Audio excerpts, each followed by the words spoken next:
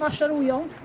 Jak szli do boju, to grali, prawda? Ktoś miał bębny, czy tam jakieś inne, tam trąbkę. Grają dla turystów. Grają w czasie tak zwanych szkockich wieczorów, kiedy turyści kupują i są jakieś potańcówki, prawda, i tak dalej. I'm just telling you, when you play the bagpipes. Grają dla siebie. Mogą stać na ulicy Princess Street, żeby sobie podrobić, czy w Starym Mieście. Także, yeah, I just said what are occasions for bagpipe. Yeah, gotcha. I'll just look at Jordan just said.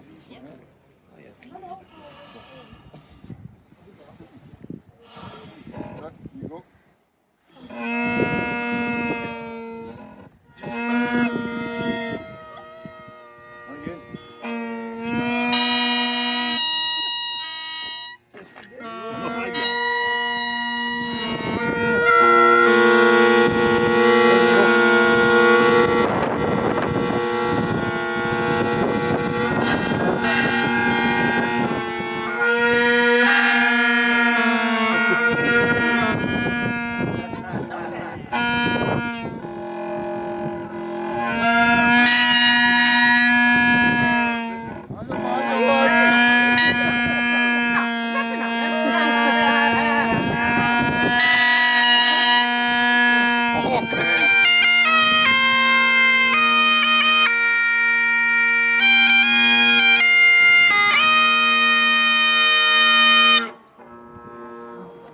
Control.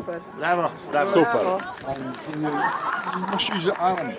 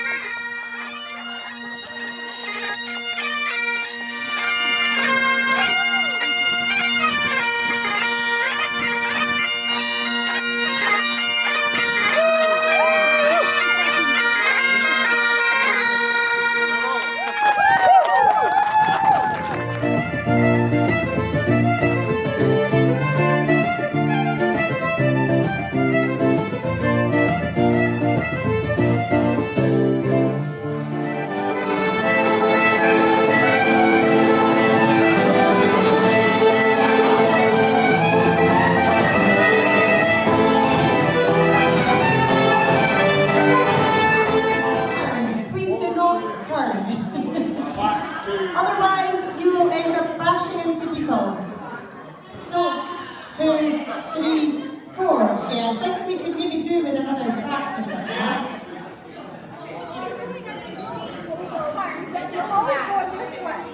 So when you turn and you actually walk backwards, you do not turn again. You just walk forwards in the same position.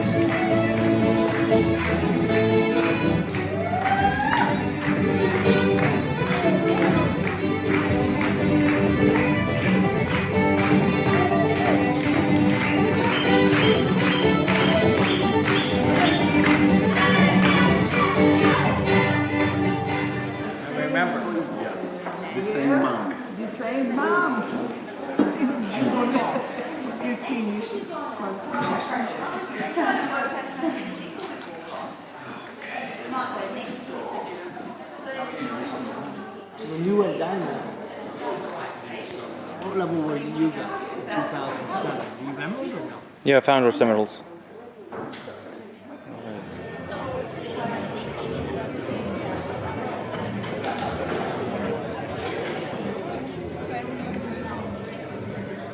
Может быть, да, есть.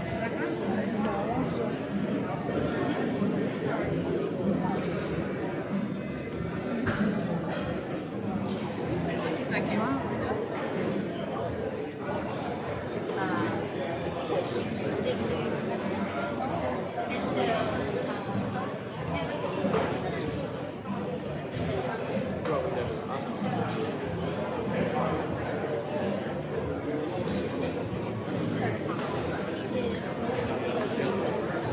Nice place, right?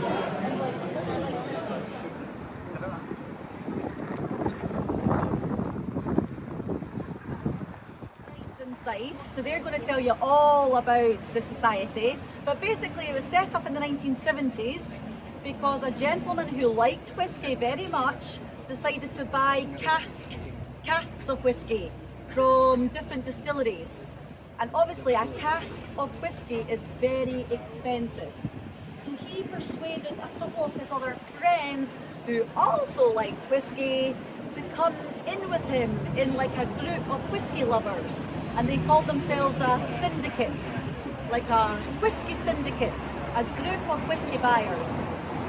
And they bought different casks, individual casks from all over Scotland, and they started to set up a society here in the 1970s where they would invite other whiskey lovers to come and try out these very rare whiskies. So none of the whiskies you see here this morning have a name on the bottle. Talisker, Lagavulin, Laphroaig. You won't know, there's no label on the bottle. There's just a number. So it might say 2.35. And that's distillery number 2 in their little black book. And it's cask number 35 from that distillery. But they don't name the distilleries necessarily on the bottles because the cask might not be representative or reflect the general whiskey that is produced by that distillery. So they keep it as a very individual, unique. Scottish Whiskey Society. My name is Kyle. I'm going to be looking after you for the next hour and a half or until you fall over. So, we all like whiskey? Yes. Excellent, you've come to the right place. So what we're going to do today, we're going to be doing a 5 gram whiskey tasting. We're going to drink these whiskies from left to right. Please try and keep some of each whiskey in the glass until we've been through at least twice. Because a lot of time if you've got a glass of whiskey sitting in front of you, it's maybe going to last 10-15 minutes. These whiskies are going to sit in front of you for over an hour. They will change with time in the glass, and when we're going to add some water, they will breathe and they will be a bit different second time round. What you like the first time might not be your favourite the second time. Alright? First things first, have we had any whiskey yet today? Today, no. Today? No. Right, before we get into the nitty gritty of doing any kind of tasting, we're just going to get our palates warmed up. So as I say, we're going to drink from left to right. So from your left or from our left? From your left. From our left. So first dram on the left. What we're going to do, just going to put a small amount of this whiskey in our mouth, swirl it around, try and coat the entire inside of your mouth like you would do with some mouthwash. This is going to be a little bit of a shock to the system, but it is going to make the rest of the tasting so much more enjoyable. Slash. Ready? What do you say, slash? Slash? Slange. Slunge. Cheers, basically. Slunge. Slunge. Slunge. Like this. Slunge.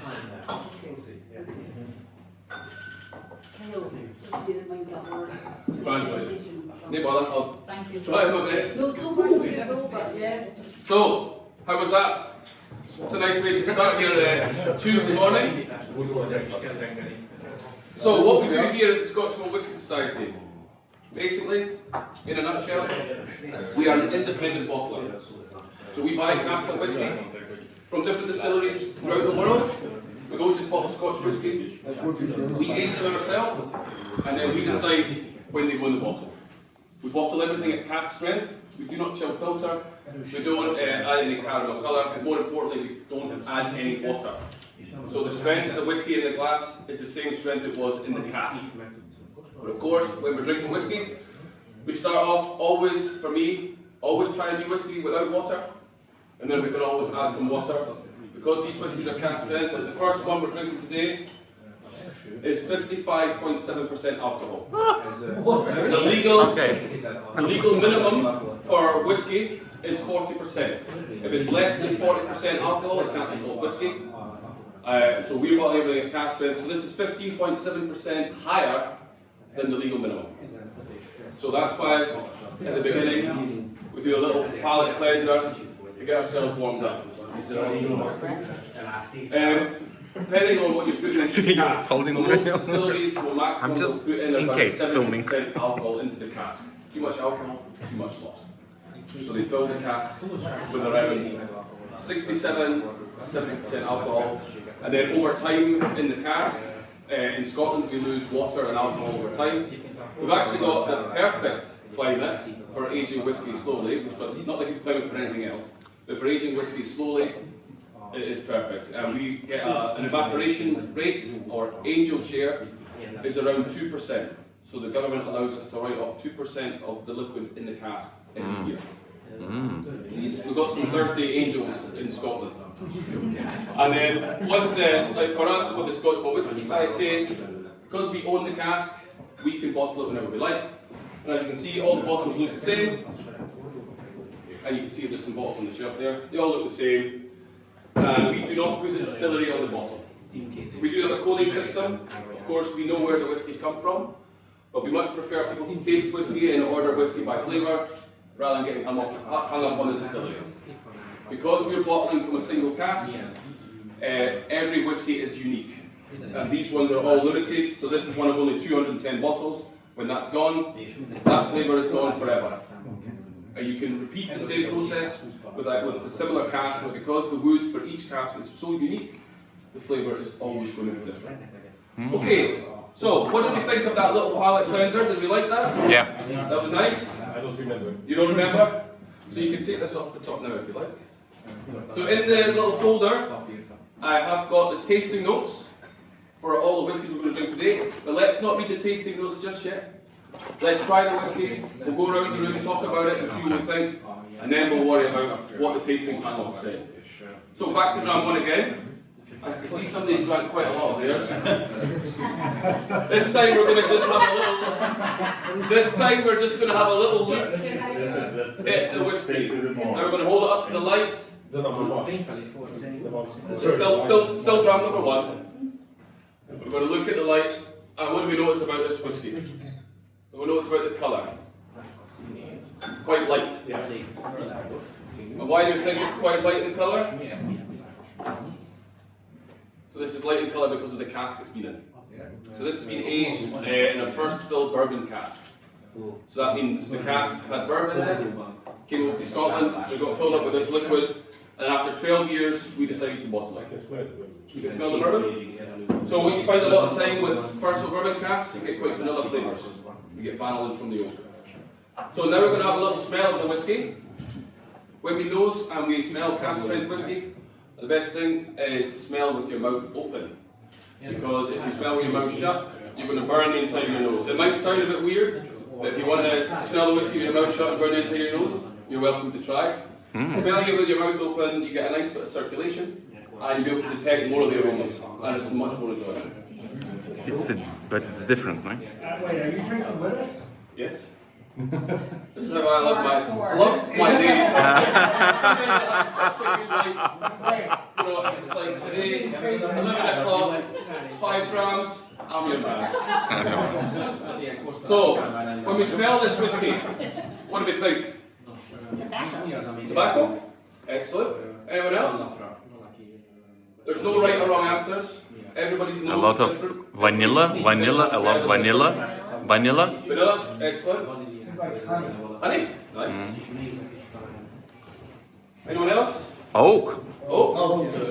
It has been in an oak barrel for 12 years, so we're going to definitely list this oak. Okay. And now we're ready for another little taste. A little taste, just a little taste. We're going to try and keep some for the whole taste thing because it is going to be different the second time round. Another little taste.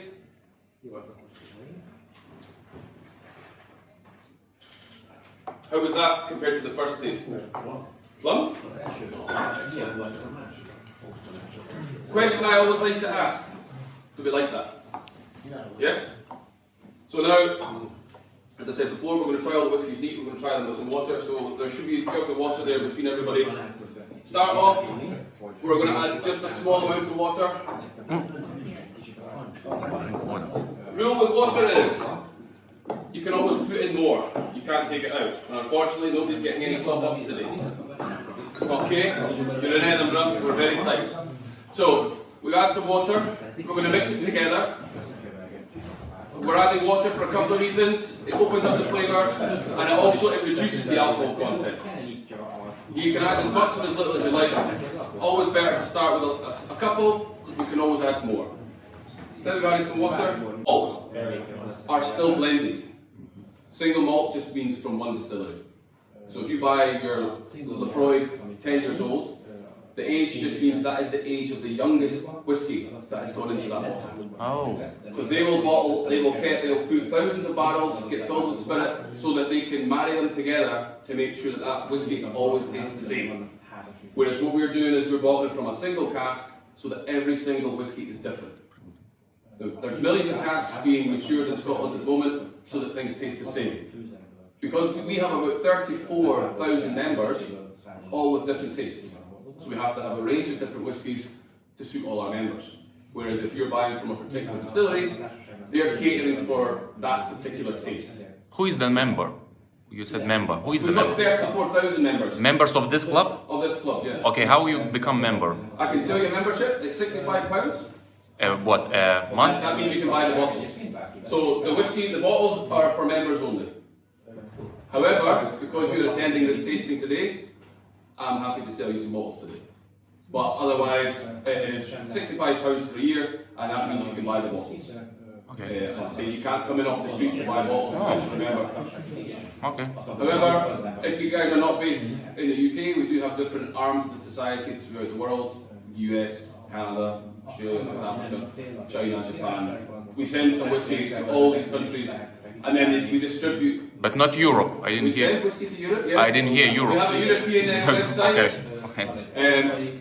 So if you are interested in becoming members, we can do that after. Okay. All right. So let's move on to dram number 2. So that's the second one in. We're going to have another little look at this one.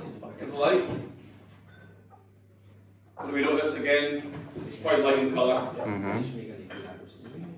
This is actually from the same cask type as the first one.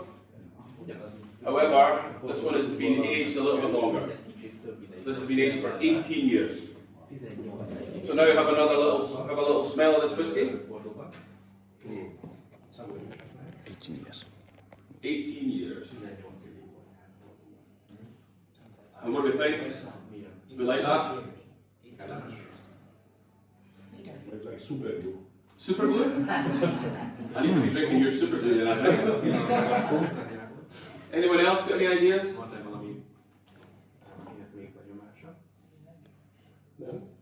What we normally find is people are very quiet the first time round. Once the whiskey starts to flow, people start shouting out ideas and what they think. I smell blue marker. Blue marker? Blue marker, yeah. I mean, this guy, yeah. That's a, Excellent. And now time for another little taste. You smell it? yeah. It's a blue marker. Blue marker? It doesn't taste like Doesn't taste super glue. doesn't taste like super glue, thank God. And you don't know how much super glue you're drinking, but you should probably stop. Right, so now I'm just going to add some water to that one as well. So this distillery, Distillery 5, this is cask number 82 from Distillery 5. Distillery 5 is the only distillery in Scotland that triple distills every drop of liquid. That's Auchentoshan.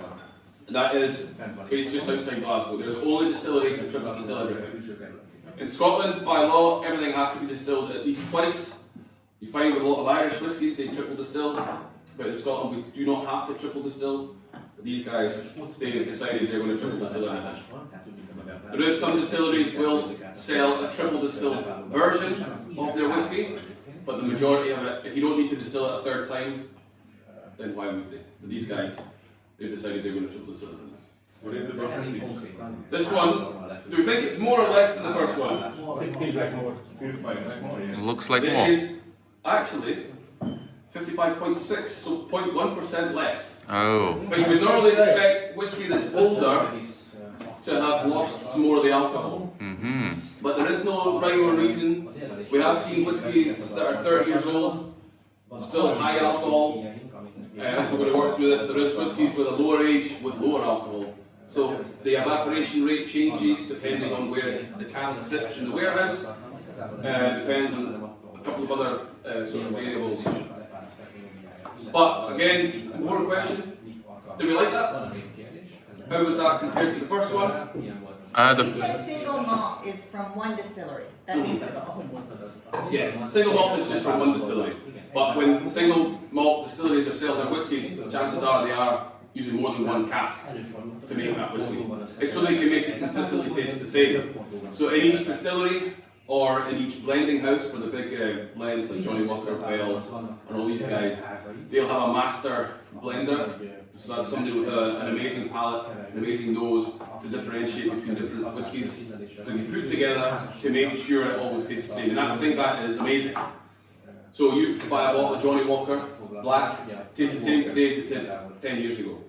When you buy a bottle of Dewar's, buy a bottle of Grouse, or whatever, if you drink blended whiskey, tastes the same as it did a few years ago. Because they're aiming to look after their customer base. Which, I mean, it is amazing when you think about the number of casks that get put together. And blended whiskey is a blend of grain whiskey and malt whiskey.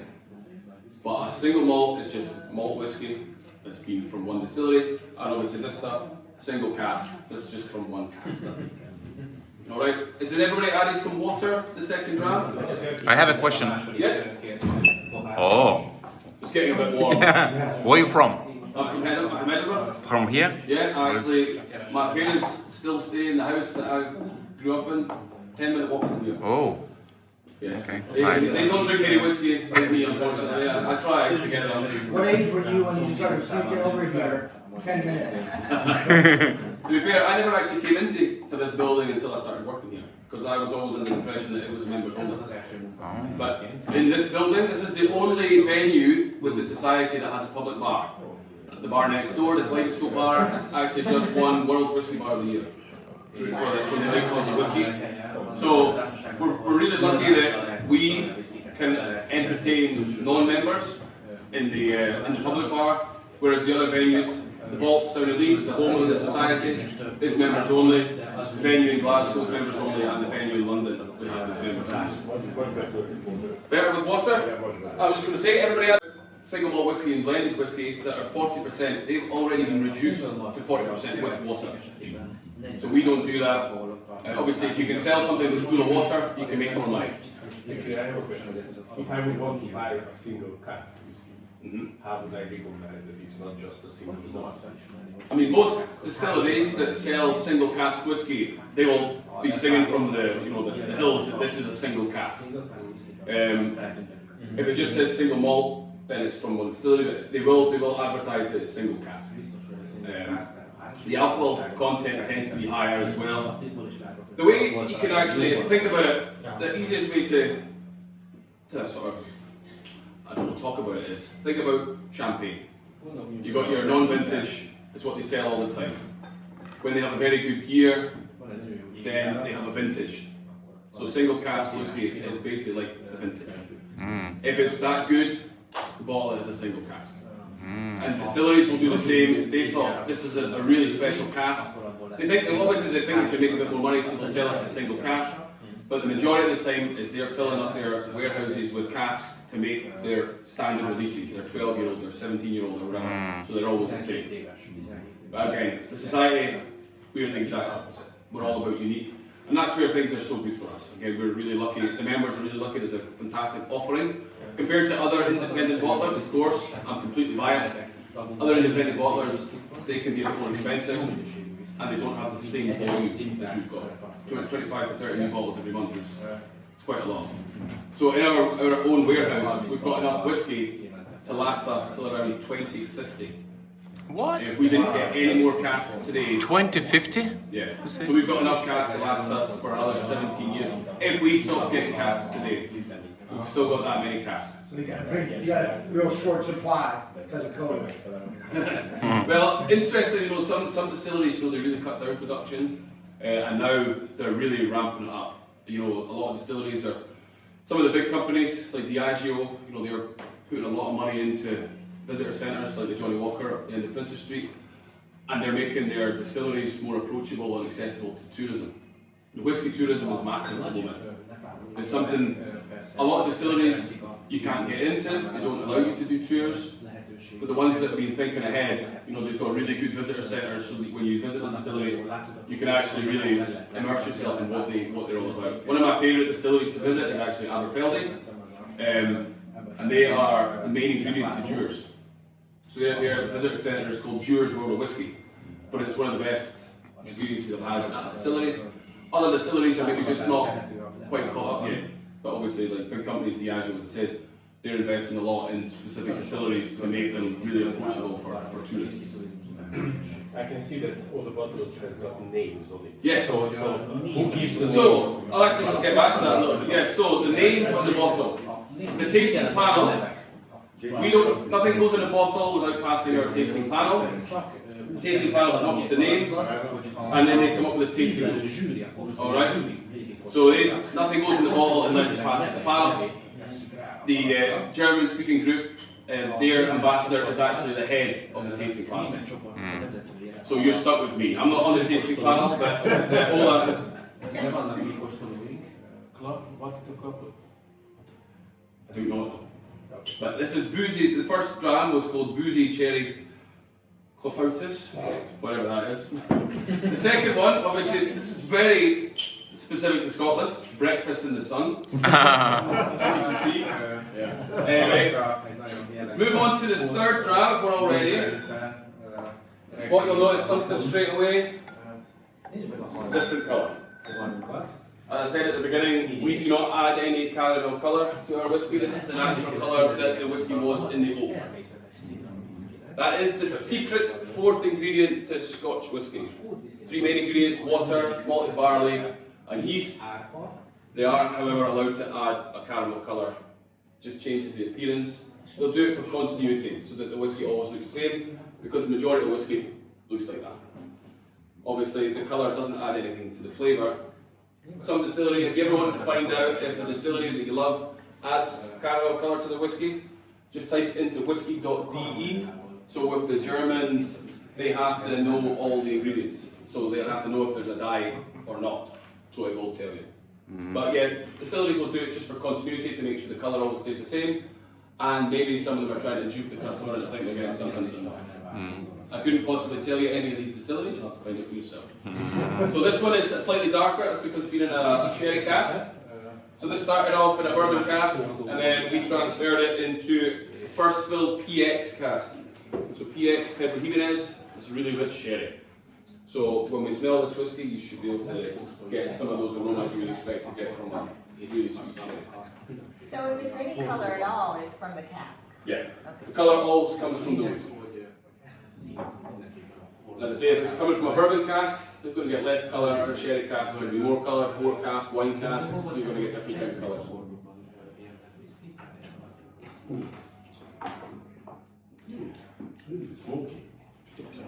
Smoky? Yeah, it could be. It's definitely really woody for me, this one. I'm going to add a couple of drops. Feels definitely more alcohol on the palate. And that's because it is, of course. So this one is 59.6. 59.6. 59.6. This is from Distillery 44. 59. Cask number 153, and Distillery 44 is Craigellachie. It feels like 59. I should also tell you a little bit as well. Let's say we're all about flavour. The first round was from our juicy oak and vanilla flavour profile. The second one was from our sweet, fruity and mellow flavour profile, and the third one is from the deep, rich and dried fruits. So what does everybody think of the third dram? Is it your favourite so far? You like it?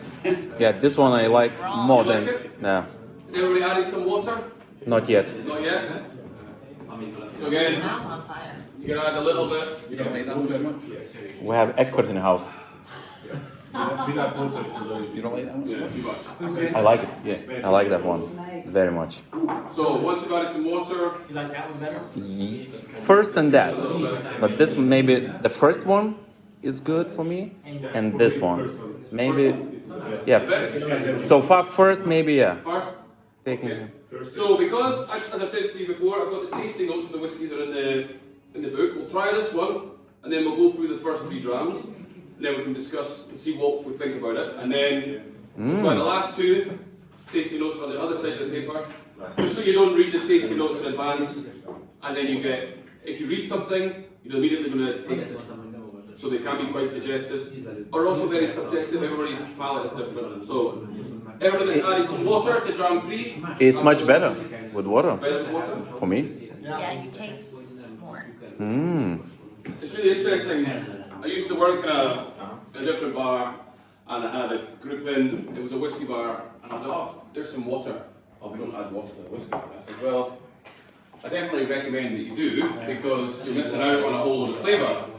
And they added some water, and they were like, "Oh my God, you wasted 20 years." No. Whiskey without water. Where was that? It was in Edinburgh, in a different bar, but I won't tell you where the guests were Okay. from. So they thought, oh, adding water was actually couldn't possibly stay. Yeah, I wouldn't waste it personally. Yeah, I was actually visiting a distillery and, a couple of weeks ago, and they had some new make spirit. So that is the spirit that comes off the still before it goes in the cask. It was around 67.5%, and I was lucky enough to have a glass of it, and then I was rubbing it up on my hands, smelling like whiskey for the rest of the day. My wife wasn't very helpful. I certainly was. Anyway, guys, so go back. What about ice? Ice, again, my rules for ice is it's your drink, you drink it however you're comfortable. The thing with ice, when you chill a liquid down, you take away some of the flavour. And you take away. So I filled these water jugs about half an hour before the tasting to let the water not be ice cold. Because you add cold water or if you add ice, again this is just my opinion, when you chill a liquid down you take away some of the flavour. Okay. Plus, every mouthful is different. With ice, it's diluted, the ice is melting, so you can't control the dilution. At least when you're adding water, you can. However, I'm not going to say that if I want to sit on my couch and not move, I'm going to take a rocks glass, I'm going to fill it with whiskey, then I'm going to add some ice. Sometimes. But if I want to taste whiskey, if I'm trying new whiskies, I always do like this. And then once you get to know a whiskey, then you know what does it need, what does it work well with, because there is some whiskies actually quite good with this. But for me, when it's tasting, if you're trying new whiskies, always, for me, this is just how I recommend to do it. I would recommend having 5 whiskies at the same time, it's the best way to explore them. And only when you're here, when you're going anywhere else, you drink 1 dram at a time, when you come and see us, you buy 5. And this is special cubes, like Whiskey stones. Whiskey stones. Yeah, I've never used them, so I couldn't possibly say, but again, if you, they work for you. Whiskey stone, you keep it in the freezer, and then you put it in your whiskey so it doesn't dilute it at all, but it cools it down. Ah. So the kind of thing that I compare that to, I always say, we have in some bars here, you can get ice cold lager. They make it ice cold because it tastes terrible, so you can't taste it. If you're drinking a beer that is slightly warmer, like we have cask ales here, they're served around 10 degrees, then you can explore more flavour, they're not to be served too cold. Whereas if you've got something that's ice cold, it's because they don't want to taste it. Cool. I'm only saying that that's my opinion, that's not the opinion of the society, so please don't quote me on that. Anyway, as I said before, you've got tasting notes, so we'll just discuss a little bit about the first 3 drams. You said vanilla didn't go for the first. Yeah. As I said before, the first dram, boozy cherry Clafoutis, whatever that is, first fill bourbon cask. And the tasting panel, they thought the nose suggested digging pink wafers in traditional old style vanilla ice cream and golden syrup drizzled over fresh baked cherry Clafoutis. The palate kicked off with intense confectionery sweetness, foamy bananas and clotted cream fudge. Then jam roly-poly, fig rolls and cherries macerated in alcohol. The finish warmed our mouth with woody spice. Do we all get that when we had the first round? Excellent. Very good. These are all do better. And then it says, once they added water, complexity to the nose, we identified hazelnuts, halva, sweet putty and orange oil, fresh laundry, fresh laundry. Oh, here we go. Here we go. After the third. Okay. We reached the level.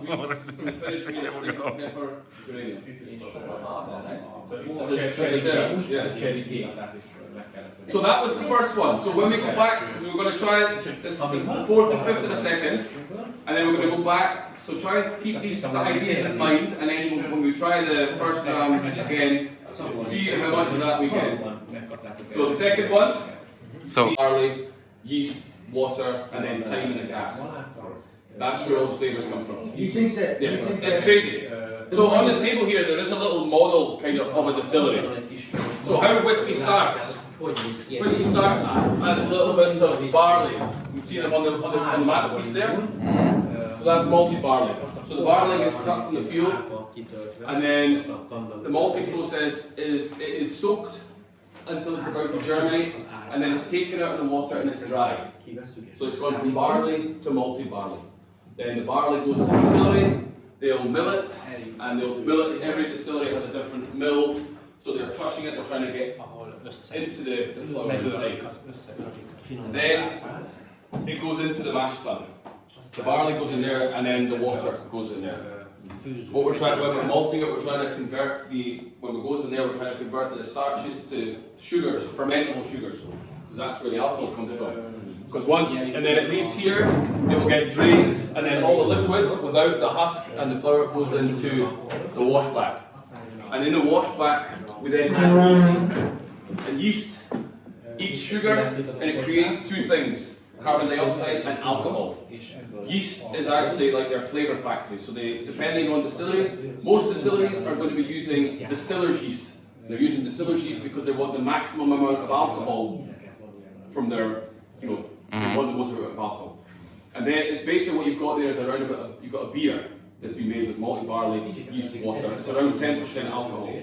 Then it goes through the first still, it gets distilled through there, and what comes off there is called the low wines. It's around 20% alcohol, and then it's distilled for a second time. And what we get there is we have the foreshots, which comes off. It's the high alcohol. That is toxic. We don't want that. So that goes through the spirit safe. It goes back into the sort of phase receiver. Then we have the hard spirit. So that's around 67% to 63.5%. That's what most distilleries want, and that goes through the spirit safe. And that goes to the bottle, goes to be put in the cask, and then the lower alcohols, they go back into the phase receiver, and then they'll go back and get redistilled. So, where the flavour comes from is the fermentation. In the washback, distilleries will do a fermentation of maybe 70 hours, or some will maybe do it longer, shorter. That's initially where flavour comes from.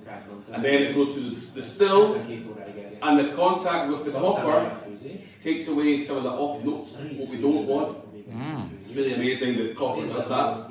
For it to be Scotch whisky, it has to be distilled in a copper pot still. And as I said before, it has to be distilled twice. So the different stills, different shapes and sizes create different flavours. So the two big sort of ones we always discuss are Glenmorangie. They've got the tallest stills in Scotland. They're 29 feet tall. And then you've got Macallan, who've got much shorter, fatter stills. So there's less contact the liquid has with the copper, so you get a heavier spirit. Tall stills, you get a lighter, fruitier spirit. And then once it goes through the spirit safe, and then it goes into the casks, and that's where the magic happens. That's what I like to say the alchemy happens. Once it's in the cask, because the casks are also unique, that's where the flavours change. There's no real number you can say what flavour comes from the cask, what flavour comes from the fermentation, or what flavour comes from the still, because every cask is different, every still is different, so it depends on where you're going to get your flavour. are the casks reusable? Yes. So like I said, so this one was first fill. The first two were both first fill bourbon. Then this was a bourbon hogshead, then into a first fill PX. So you could use it second fill, and then after it's been used twice, the cask is called a refill. So first fill, second fill, refill, and depending on the cask type, depends on the amount of flavour you're going to get. A first fill cask is going to be more active than a second fill. Second fill is going to be more active than a refill. So a lot of distilleries, they will fill up a selection of casks. They'll not just use first fill, second fill, refill, sherry, bourbons, ports, so that they've got an array to choose from to make sure that, as I said before, to make their whiskies taste the same. The different casks are important. And different sizes as well. The standard barrel, the US barrel that we get from the bourbon producers, are 200 litres. Then a hogshead is slightly bigger at 250. Then we have a sherry butt. So when somebody says a buttload of something, they just mean a sherry cask load that's 500 litres. And then the biggest cask we are allowed to use in Scotch whisky is the port pipe, up to 700 litres.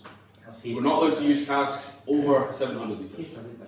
The bigger the cask, the less contact the liquid has with the wood. And the flavour is coming from the wood, so we need that contact with the wood to get the flavour. So is the term bourbon's American, right? Yes, so bourbon is just, that is the drink that was in the cask before. But do you guys have your own definition of bourbon here? We don't make bourbon. You don't make bourbon. Bourbon, I think it's got to be minimum 52% corn, and then they have rye and barley to make up. But the bourbon, we're really lucky. Somebody tried to say this differently the other day, but I checked it and I believe I was right. Bourbon casks in the US have to be virgin oak. Virgin. So it was the unions, the coopers in the US got that stipulation. So every cask that is made for bourbon has to be virgin oak. And it's charred, right? Yeah. Next thing, for a cask for a bourbon cask, they have to be charred. Sherry casks tend to be toasted. So we did a little experimentation last week. So cask char actually takes away some of the negative kind of flavours you would get from the spirit. So sometimes distilleries will put into a bourbon cask first. The char inside takes away some of the off notes, some of the sulphury kind of notes that you don't want. And then that exposes the fruity characteristics, the vanillas, that the spirit has before taken away by the cask char. And then sherry casks toasted. So they're not got the same level of burn. But if you don't heat the cask on the inside, you don't char it or toast it, it doesn't act the same. So these are things that you have to do to the cask in order to get the maturation. Such a science. It is amazing. Yep. It's a relatively complex process. How did it develop? When was the first whiskey? So, because I'm sure it was not an accident that someone. So the first thing it was called aquavite, and that was back in the 1500s, and that was making spirit. I mean, things have developed and changed over time. There was the illicit distilleries, illicit stills that people were distilling themselves. I mean, it's a happy coincidence that it works. And we make whiskey in Scotland because we have this climate, so we can't grow grapes to make wines and cognac. I'm not exactly sure when the first whiskey was made. Rumours are it started off over in Ireland, then they came over here, and we obviously mastered the art. I mean, a lot of the first Scottish distilleries were West Coast. I have a question. Yeah. You know your competition, like Johnny Walker, was actually the person or just the name? So Johnny Walker, they were like that brand was a blend over 200 years ago. It was also Dewar's, John Dewar. He was one of the first guys to blend whiskies, taking whiskies from all over Scotland, mixing them together to make them more approachable. Because blended whiskey is, as I said before, it is the big consumption. So they make it like that because it's more approachable to everybody. This kind of stuff isn't appealing to everybody. Yeah. So Walker is not, didn't exist. No, I think there was a guy called Johnny Walker. I think he was from, I can't remember exactly where he was from, but I'm sure that he started off making blended whiskey. So it's named after. I think so. after him. I'll have to double check on that. So I think so. I know more about Dewar's because, as I said before, I've been to Dewar's Girls of Whiskey, and John Dewar was the first guy to really blend whiskies. And he actually sent one of his sons around the world with samples to try and get these whiskies into bars. Because a lot of the time you drink a lot of local, you know, and it was kind of really about before their time to go around the world and promote Scotch whiskey. So, what's the difference? I'm very ignorant on this, but there's whiskey and then there's scotch, right? Well, this is an interesting thing. So, what people from North America call Scotch, we just call whiskey. Scotch whiskey is just whiskey that's from Scotland, aged, distilled and bottled in Scotland. Okay. So a Scotch whiskey cannot be from anywhere else. But what we call bourbon or we call rye, you guys call whiskey. It's just regional, because we wouldn't go into a bar and ask for a Scotch here, we would say, what whiskies have you got? Or if we wanted a bourbon, we wouldn't ask for a whiskey, we would ask for a bourbon. So, In America, when they ask for Scotch then, yeah, what is that then? Just Scotch is just Scotch whiskey. The Scotch whiskey? Yeah, but I say it's just how we discuss it. Got it. What you guys call Scotch, we just call whiskey. But obviously, if I was in the States and I went to a bar, I'd say, what Scotch have you got? Because I know where I am. But obviously, and I'd say, what whiskey you got if I was looking for their bourbons or ryes. Right? So, should we just move on actually? We want to dram for. We haven't drank any whiskey for a while. We're too busy talking.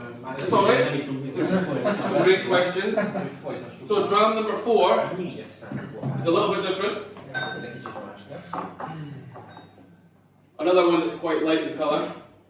And this one is an interesting one because this, we can get back to the cask. This is from a refill cask. So that means the cask is probably used at least twice. But if we don't know the full history of the cask, refill would be the second time it was used. If we didn't know, but most of the time refill means at least the third time. Have a little nose of this. This is very different from the last ones. Very alcoholic. Very alcoholic? You're right. This one is actually the strongest one of the day. It's 61.6. So yes, this is a great way to start a Tuesday. Have a little taste.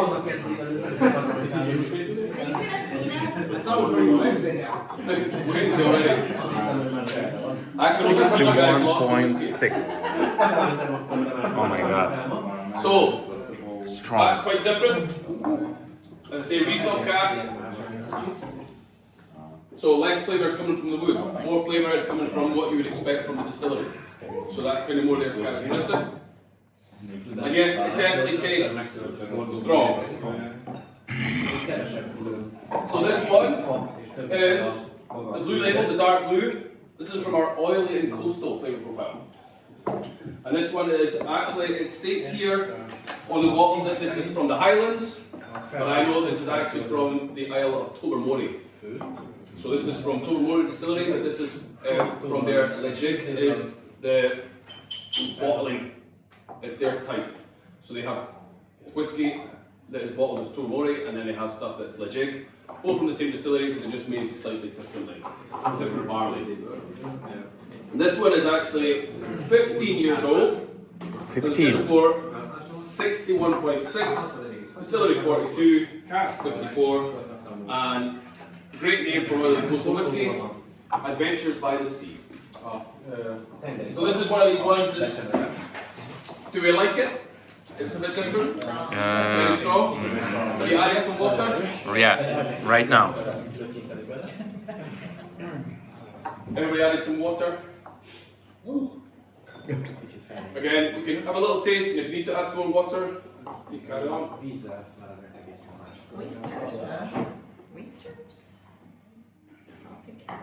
I have heard that when you drink whiskey, so what's important, first 2 shots should be high quality whiskey, because the rest doesn't matter of quality. You know what? You're not wrong there. What we tend to find, and this is where things get a bit of a mystery.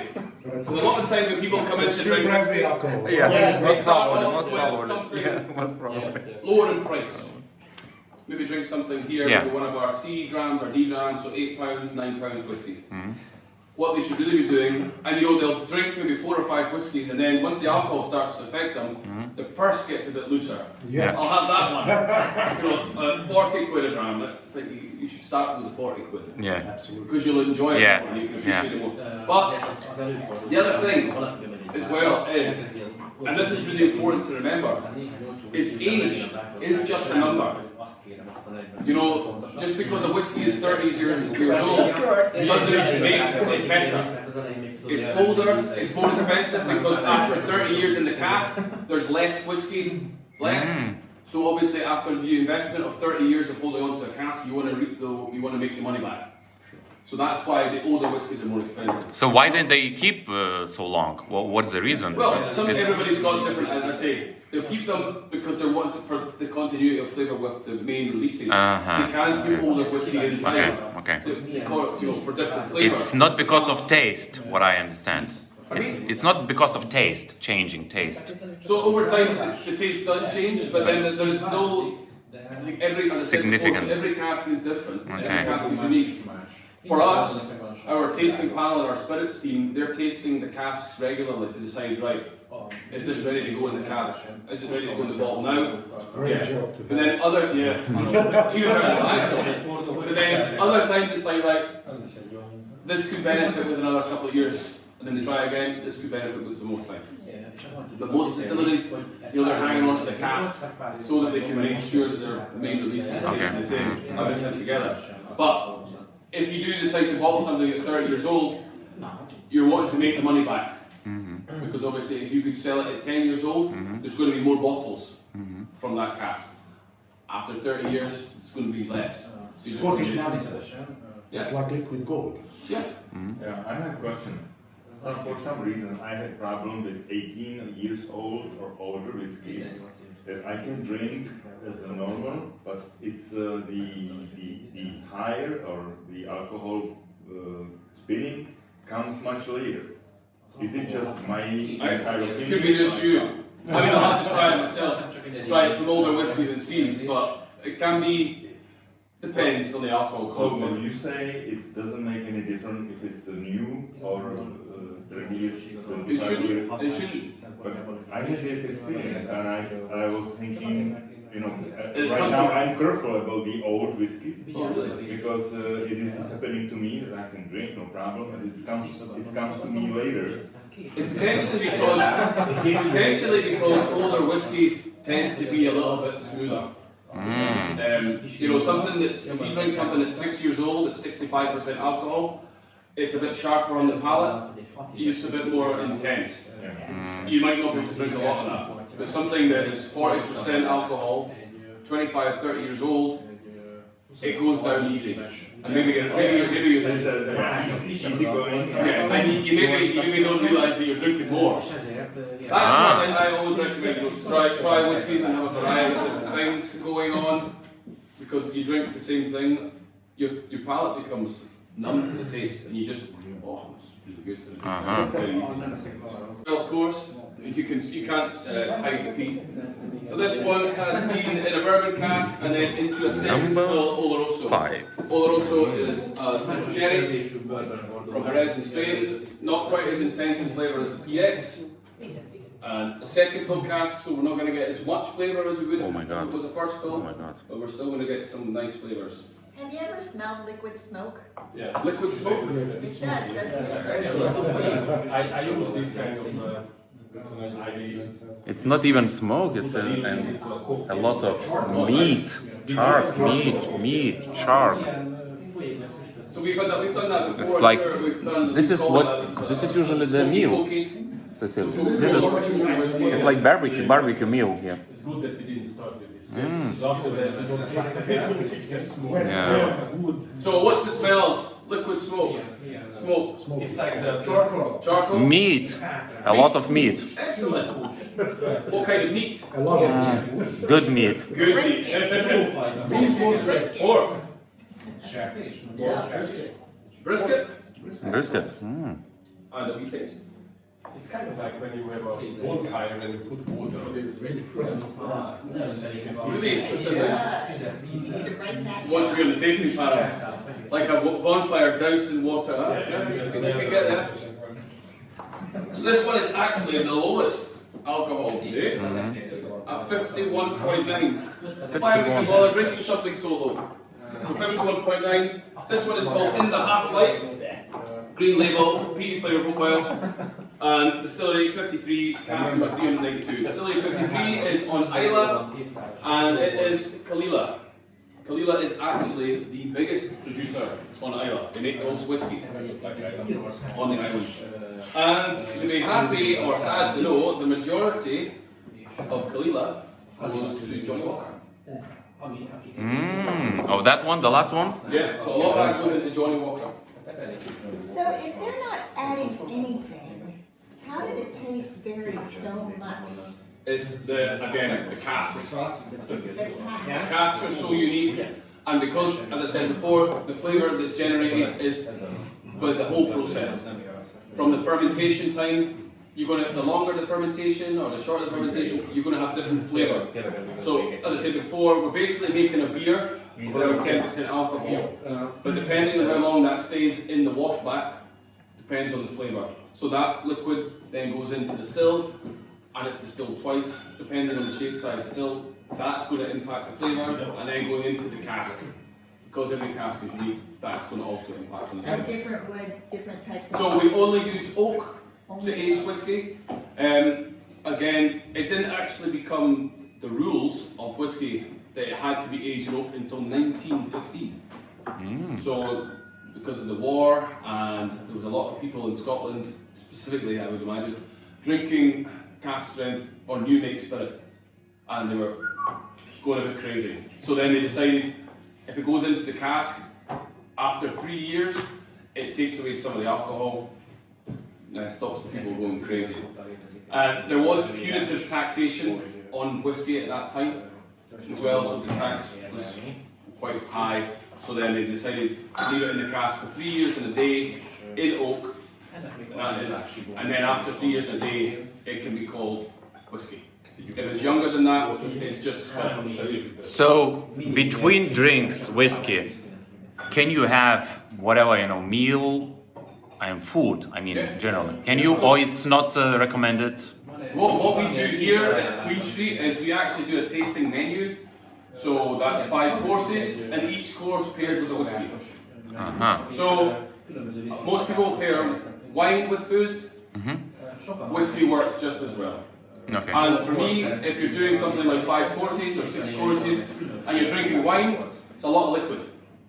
Doing it with whiskey, there's less liquid, and the flavours are really powerful. I actually was lucky enough to, a couple of weeks ago, we had one of our wine suppliers in trying to promote some new wines. So my colleague and I, poor guys, we tried 20 wines, and then after that, we went and tried 15 whiskies. But it's amazing when you're drinking wine and differentiating the flavours in wine, but then doing the same with whiskey. There's so much flavour to explore in both drinks, and it can be quite difficult to go from tasting wine to tasting whiskey. There's not, just because you're really good at tasting wine doesn't mean you can differentiate the flavours in whiskey, and vice versa. Just because you can do it with spirits and whiskey doesn't mean you're going to be immediately good at doing it with wine. We have stranger in the house.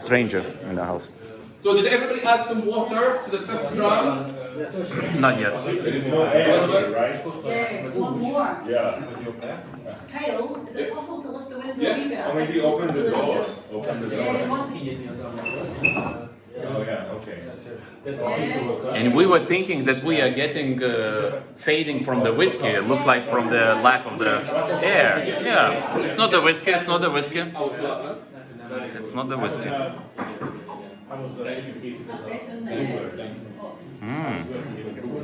So this is a cask. Oh, So this cask has been charred. It is like, if you want, we pass it all around. Have a look. oh, you're passing along. So, the last whiskey we tried there, the peated whiskey, where does the peated flavour come from?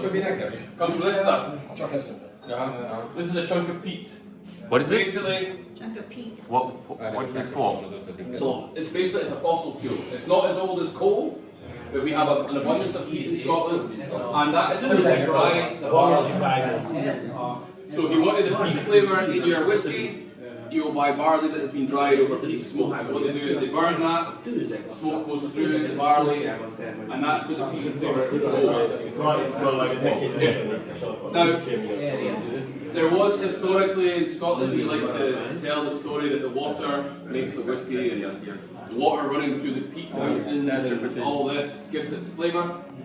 So scientific tests have proved that the water has no impact on the final flavour. Obviously you need to have clean water, but the water running through different mountains doesn't actually affect, or different soils, it doesn't affect the flavour. So the question is, after distillation and maturation, can you detect the flavour? And scientific tests that you cannot. But again, it doesn't stop some distilleries, if you visit them, telling you, because they'll always show you the water source, but it actually doesn't impact the flavour. I actually was at a distillery, and the person hosting the tasting after said, "Oh, we get the smoky flavour from the water." But isn't it interesting? Everyone is doing as a marketing. What is it? Like what is more important is the water that goes into the glass. So if you've got whiskey in the glass, you want to have good water to dilute. You might not want. Yeah. Shouldn't it be darker coming this way? You would expect that. But then again, I don't know how long this cask thing has been sitting outside. But you would expect it probably to be the other way. But it's quite, if it's American oak, it's tighter grain, so that it doesn't seep too far. European oak, the grain is slightly wider, and more liquid seeps into the cask. So, as I said before we put any liquid into the cask, all casks are either charred or toasted. That's kind of like cultivating the cask. And as I said before, we're really lucky that we age things in oak. Traditionally, oak keeps the liquid inside. And you would put things in casks previously for transportation. It just works really well, but it really impacts on the flavour for Scotch whisky. But yeah, things go in a cask because a cask, that shape, it can be rolled and it can be easily transported. I say it's wonderful that it actually really works. And as I say, it has to be oak. They have tried with different types of wood. It doesn't work the same. Oak is the best. So what do you do with the weared out casks? Like, so what do you do with it? Once they've been used and they're stopped impacting flavour, you can actually send them back to the cooperage, and they can shave the inside, re-toast it, they can re-char it, so you can give it a new lease of life. However, the amount of treatment you do to a used cask, you'll never get it back to a virgin cask.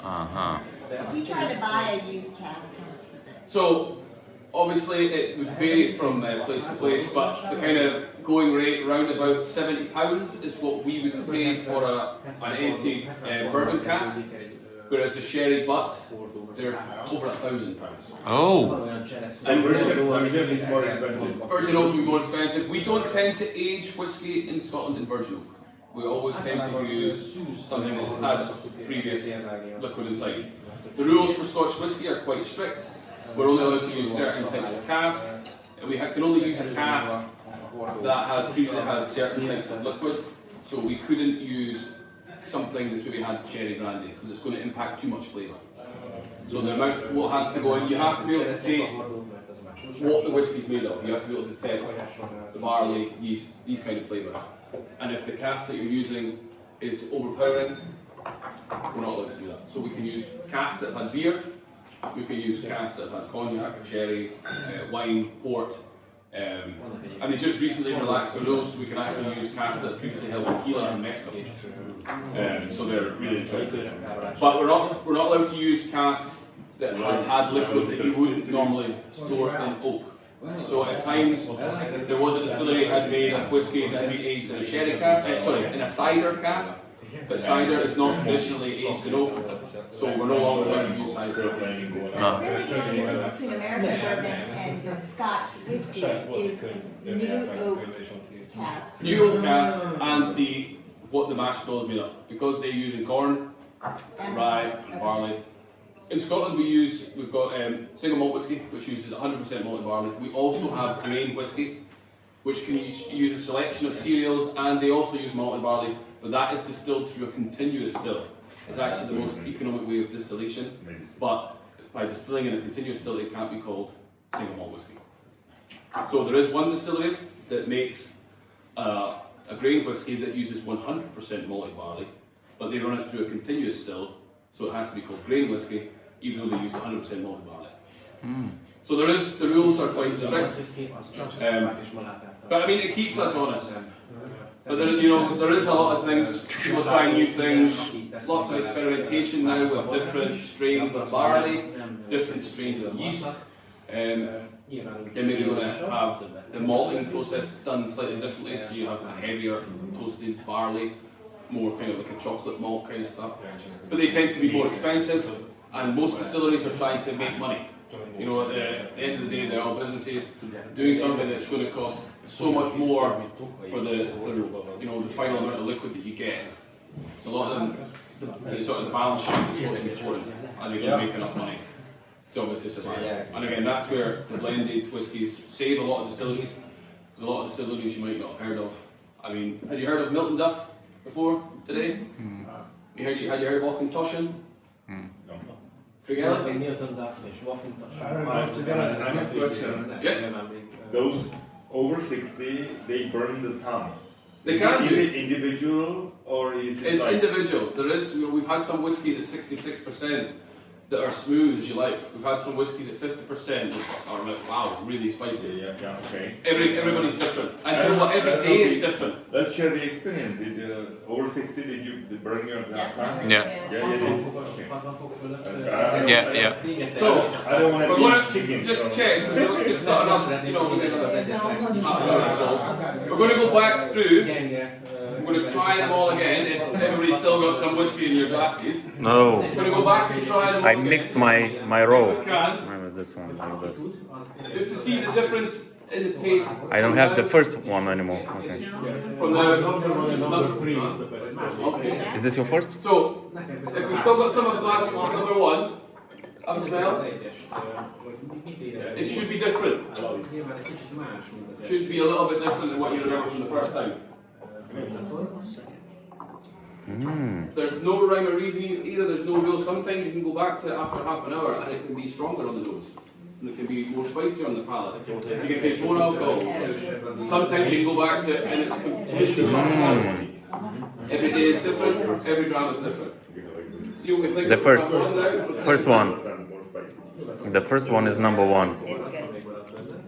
The first one is number 1. Number for me. Excellent. Drink the second one. Now we'll see what I said this So I one. think obviously having read the tasting notes for the first one, because it talked about the cherries. Yeah. Cherries are really Yeah. the forefront Cherries, now. very, very. If I had not read that, I might not have got that taste. It is, as I said before, quite suggestive.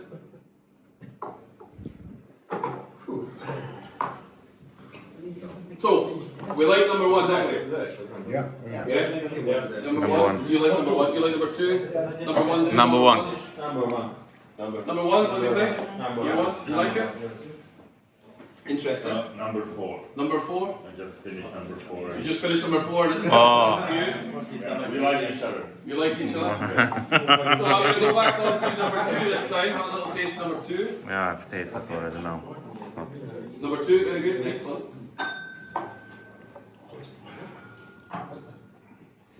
Number 2 is actually really smooth.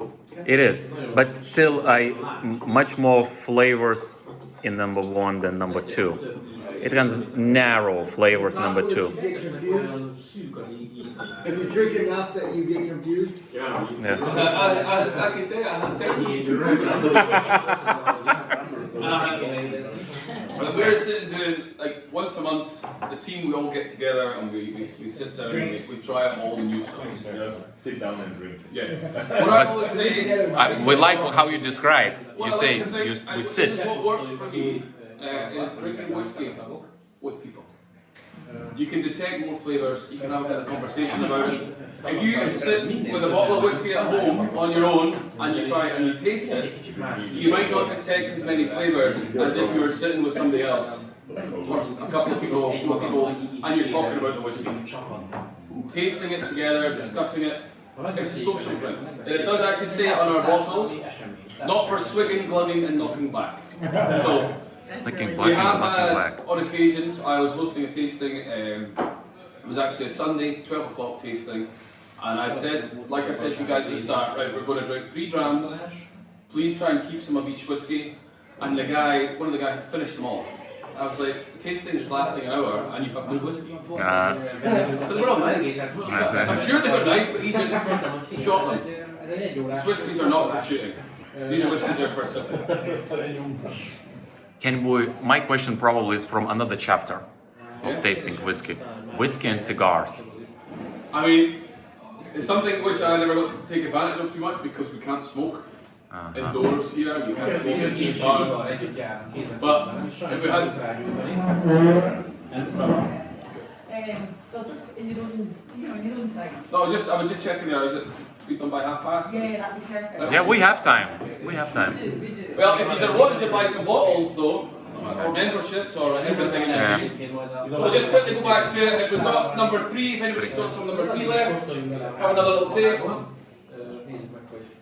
For me, number 3 is number 2. Number 3 is number 2, and number 1 is number 1. For me, the same. How good chocolate is.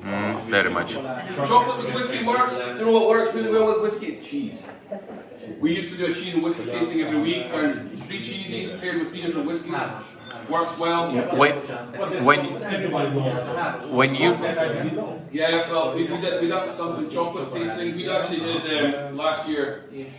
We did an oyster tasting. So we had, we had an oyster guy come in. He sharked the oysters, and he had 5 different seasonings and just plain oysters, and we had 6 whiskies that went with the oysters. Oh my God. That's a lot of whiskey and a lot of oysters.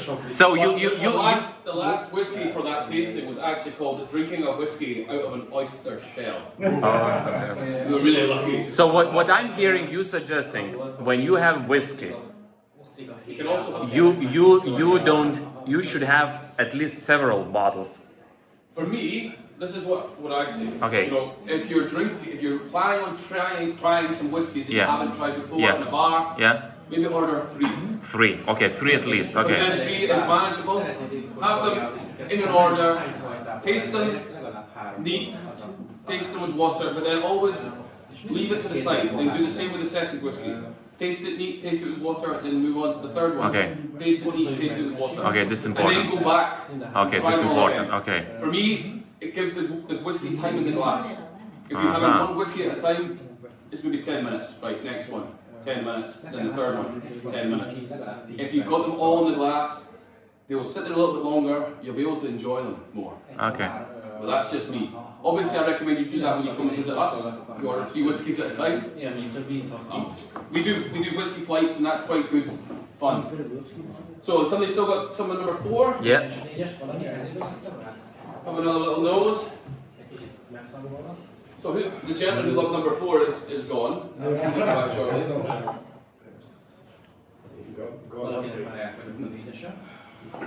He's catching number 4 now. Yeah. On You the know catch. I mean, obviously, everybody that's doing the tasting today, all the different rooms, we're all drinking the same stuff. We're all drinking it in the same order. Obviously, different ambassadors, they do things maybe slightly differently. But I think, for me, obviously, because I chose the whiskies, I think it's quite a nice variety. And I think it's a nice range and it's a nice order. And since we're kind of wrapping up shortly, let's go liquid smoke for the last one. Oh, this is strong. Oh my God. No? See, this is like the Marmite drum. You either love Marmite or you hate Marmite. Exactly. You either love clean whiskey or you hate it. With water? Thing is, with peated whiskey, you can learn to appreciate it. But if you love it, you're always good. This is, for me, it's my favourite dram of the 5. Is the peated whiskey. Which one, number 5? Who comes up with the names? So again, the names are decided by the tasting panel. As I say, the gentleman that's hosting the Germans next door, he's the head of the tasting panel, the chair of the tasting panel. So as a group of people sit together, try the whiskies, they come up with the names and they come up with the tasting notes. Haggis. And you know something actually quickly on that. You know, if you cook with whiskey, if you make food or you make sauces and you're using whiskey, your food is only as good as the whiskey. You know, if you're making a sauce and you're using a bad whiskey, you're not going to have a good sauce. So like if I make steak at home and I do a blue cheese and whiskey sauce, I use our whiskey. Oh, where's that recipe? That recipe is up here. But if you're using good whiskey with food, you're going to improve your recipes. If you're using what I like to, I used to always joke about certain whiskies being cooking whiskies, but if you cook with cheap whiskey, you don't have as good a product. You know, if you're making a sauce, you're making a marinade, the better the whiskey, the better the sauce. Which one? If you use the Islay, Yeah, that's from Islay, yeah. you don't have to use liquid smoke. That's what you were saying, he adds that to some cocktails to add a bit of sweetness.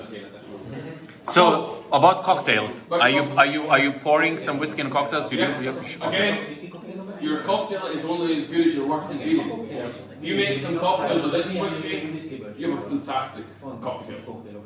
You know, some people say, oh, you shouldn't be using malt whiskey for cocktails. Then if you're using only blended whiskey for a cocktail, you're only going to have a mediocre cocktail. If you use a cask strength, single cask whiskey to make an old fashioned, you're going to have an amazing old fashioned. Oh. We're using this to make a Manhattan, or are you making a Rob Royal? You know, we don't only bottle Scotch whiskey.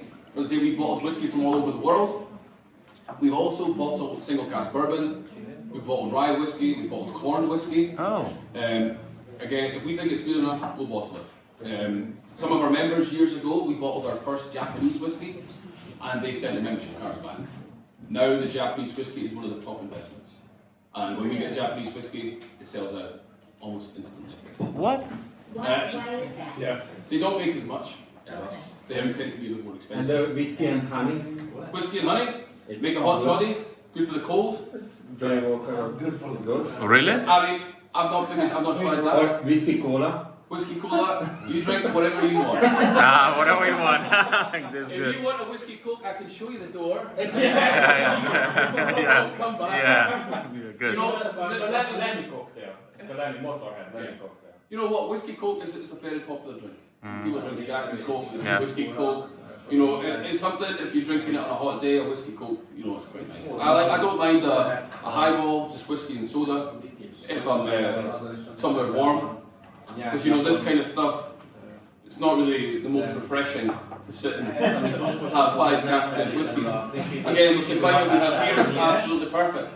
But if you're somewhere warm, you might want to drink. You might want to drink a highball. So the purest form of Scotch whiskey would be single cask. Yeah. What you got to do.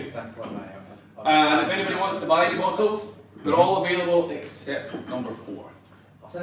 Obviously, if we get in, you know, You guys is number 2. You can't ship them, can you?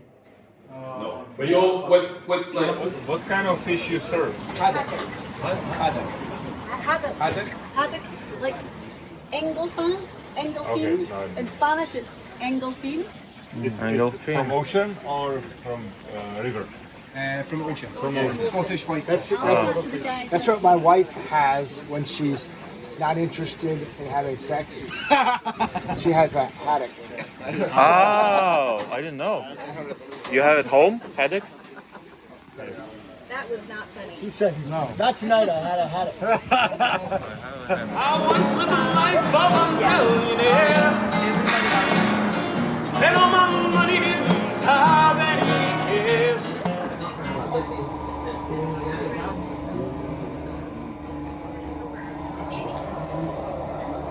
Traveling. To where? Glen Eagles? Champagne? Yes, of course. 4 locations. No bulk, no bacon, no plenty of whiskey. I can get you whiskey if you wish, sir.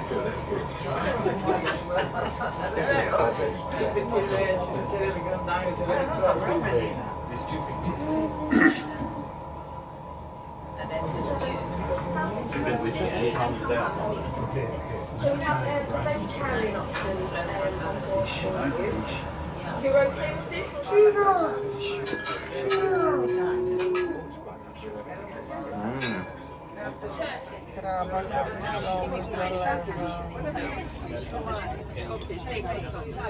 Pociąg ruszy, zaczynamy naszą podróż.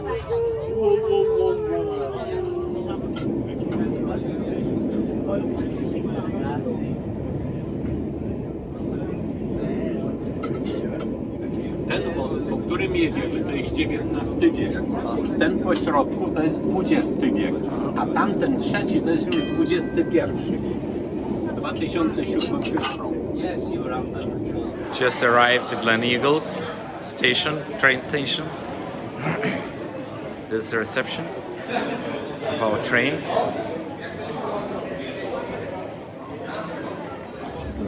Oh, yeah, that's that. Well, that's the kind of thing I was thinking about. Oh, Barbara. Oh, God. Okay, yeah.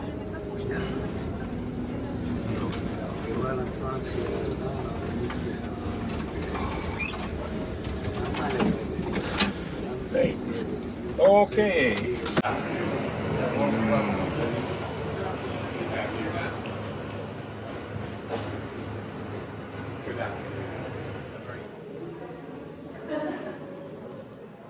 Wow.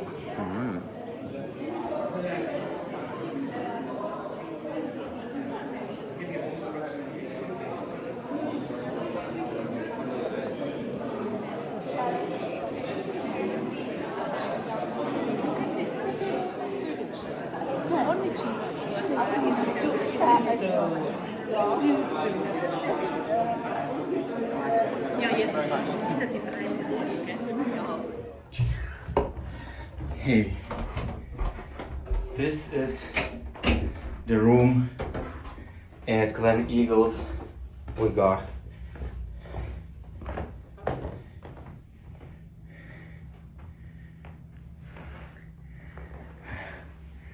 The bath. Ooh, nice. Shower. Good. And okay, look outside. View outside. This is our gifts, right? Yep. Okay. And our bed.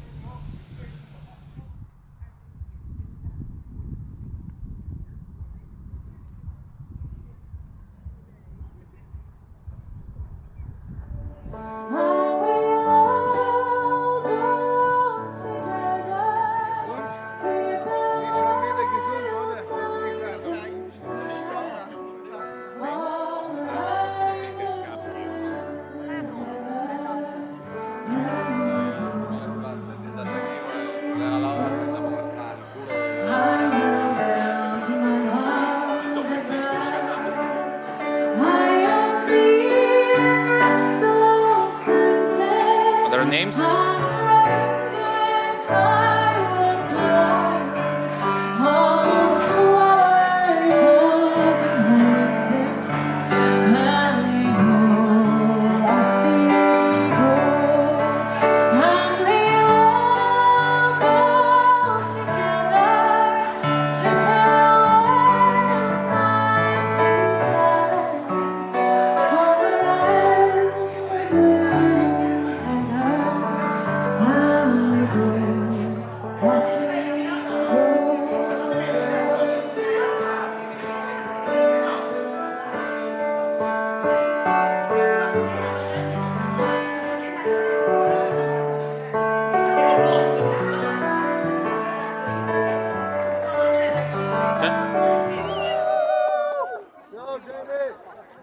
Come on now.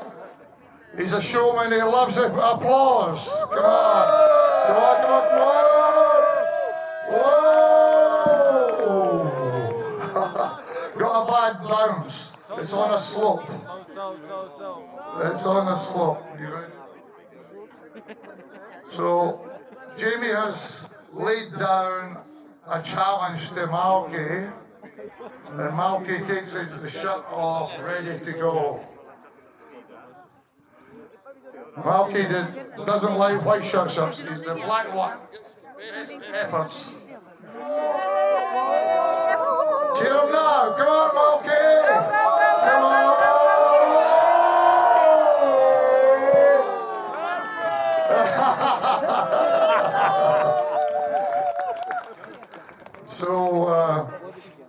Would you like to take a shot?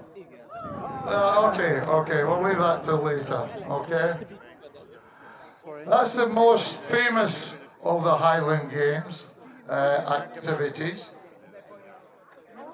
And we always do that in our corporate levels, so that in the end, yeah, later on, you're going to do another one? Okay? So that in the end, if somebody comes to try this, you can put it on your CV, you tossed a caber in Scotland. You toss it? Which one? We didn't bring that small with us, I'm afraid, tonight. But we'll let you come in and get a photograph beside it, yeah? There we go! Yes! There we go. 12 o'clock, if you move the clock round. Okay? This young lady would like a...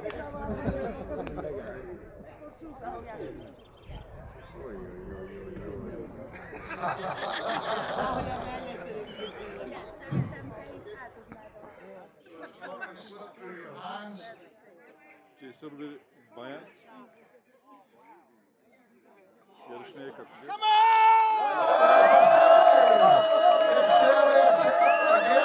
Here she goes.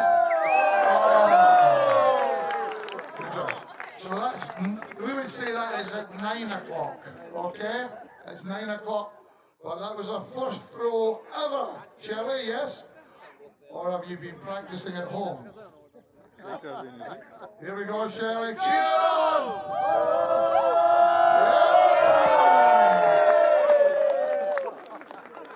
Cheer on! He's one of you!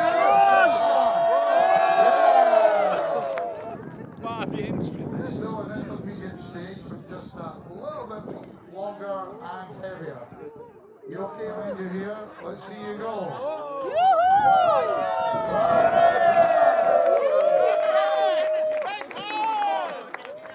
Have a good look. Jamie.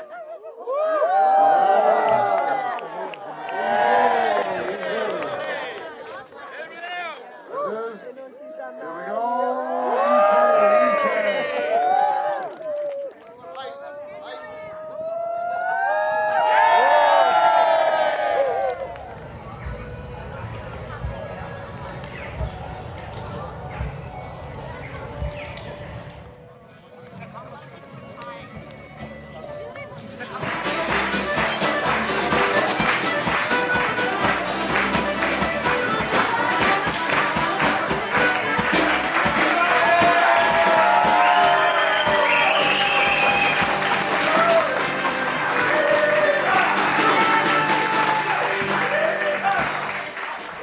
Okay, and Jutta just told me, for the ladies, für die Damen, bitte eure Sashes, eure... Wie heißt das? Schale. Was? Schärpe. Die Schärpe. Die Schärpen bitte in die Kilttaschen tun. Your sashes, ladies, are to go into your husband's kilt bags this evening when you're back in the hotel.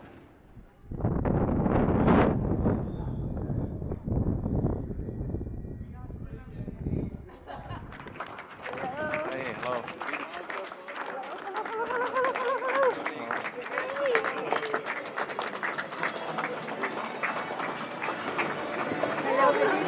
Hello.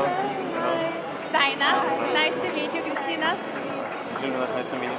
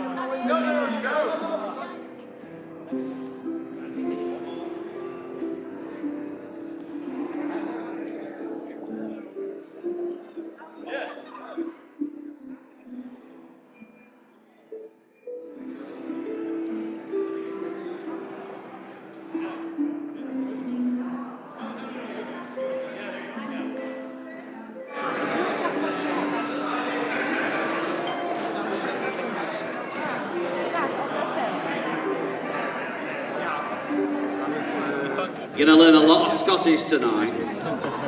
Cade Mila Fulcher, 100,000 welcomes to your diamond celebration. And welcome to Stirling Castle. What do you think? Isn't this amazing? Hats off to our special events team for finding the venue. Give it up for our special events team. Wonderful. Stirling Castle, home to Scottish kings and queens since the 12th century. And tonight we salute you, our kings and queens of Amway. Give it up for yourselves! I've got us, that's the haggis. They were chasing him around the castle grounds. I think they may have caught him for the main course. You look like royalty. You look amazing. Gentlemen in their kilts. Could I ask the gents to stand up and take a bow? Give it up for the gents in their kilts. Come on up. Let's have a look at you. Let's have a look.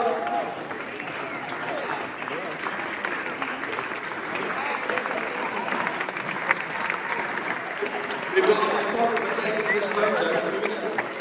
So stay standing, guys. And I think a little twirl as well. How about a little twirl? A little twirl around.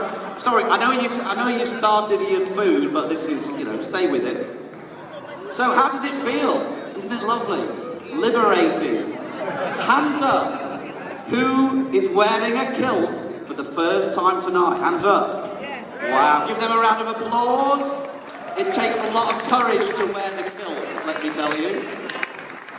So tonight you will be dancing in a skirt for the first time in your life. And I tell you, there's no going back after dancing in a skirt. And don't the ladies look absolutely amazing? Give it up for the ladies. Stand up and take a bow. Our ladies of Amway. Okay. Just the guys. So this is our last evening together. It is going to be one of the most memorable nights of any Diamond Club. This is a Scottish party. Anybody been to a Scottish party before? And remembered it? We've got some amazing entertainment. We've got some amazing Scottish food. We'll be recognising on... Wait a minute, give me a sec.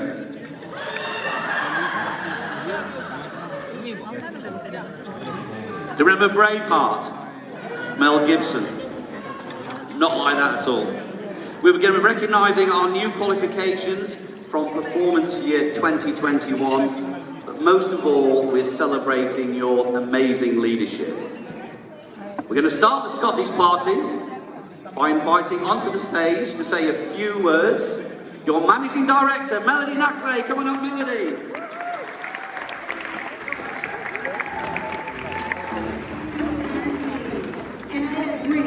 There's my notes. You have my notes?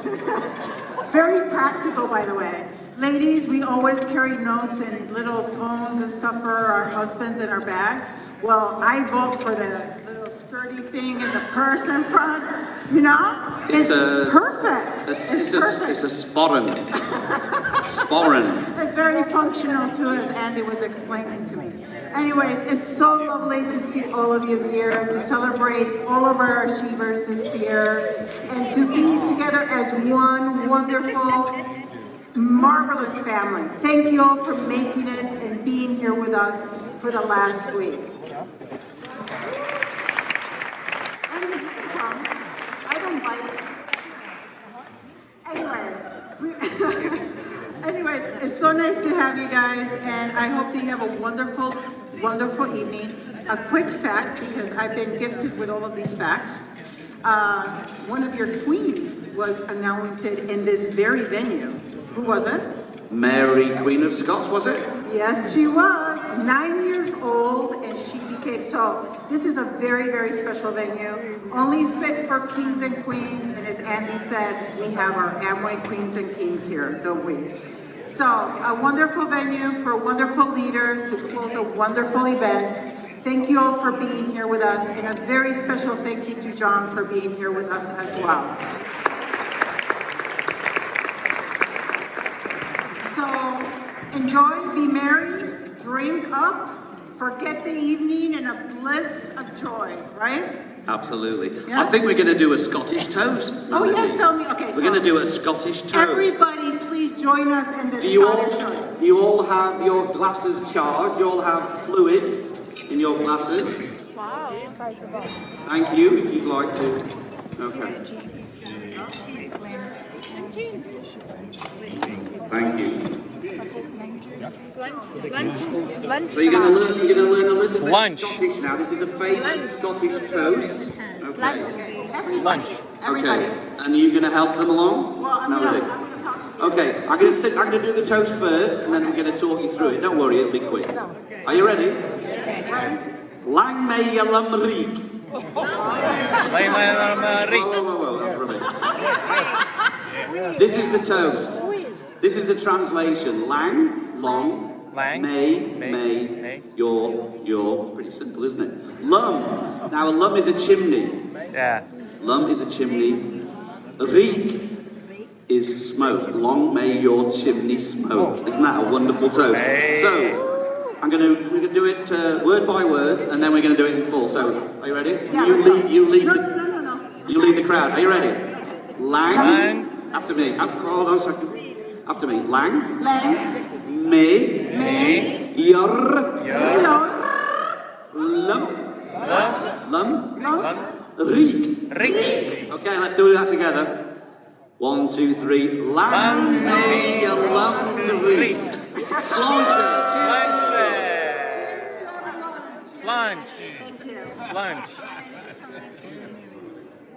Lunch.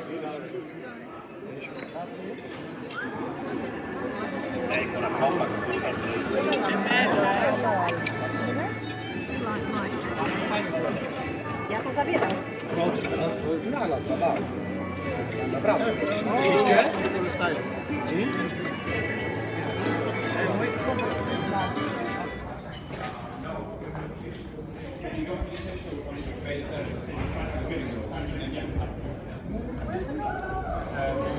Give them your congratulations as they leave the stage. Congratulations.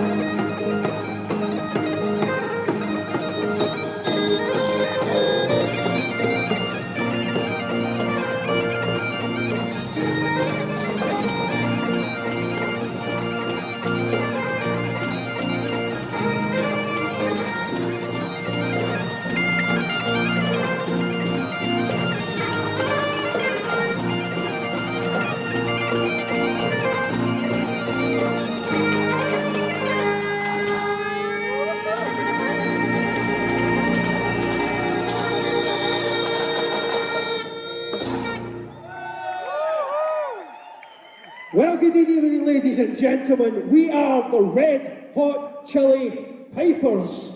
And as you can see, we like to have some fun with the bagpipes, and we call our style of music bag rock. And the man that puts the rock into bag rock is the coolest member of our band. Put your hands together for the Iceman!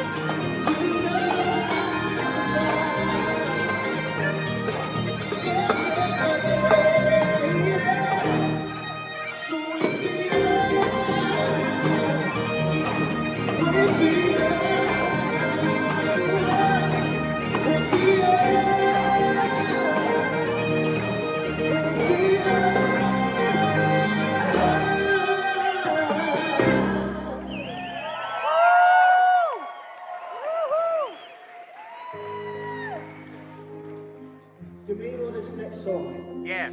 If you know the words and you want to join in, please don't, because it's one of our best numbers. Only joking. This one's Hallelujah.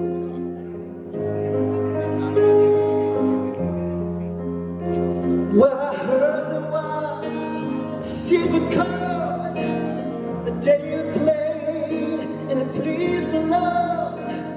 But you don't really care for music, do you?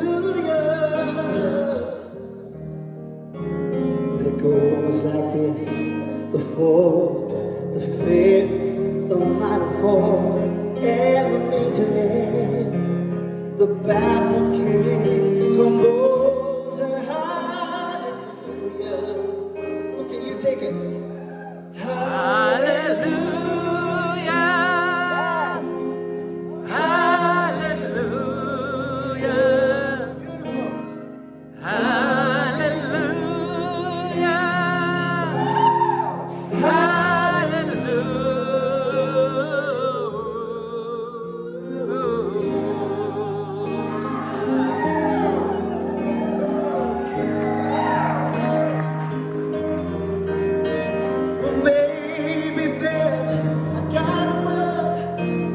And all I ever learned for love is how to shoot somebody who hurts you. Well, it's not a cry that you hear at night. It's not someone who's seen the light. It's a code and it's a broken hallelujah. You go.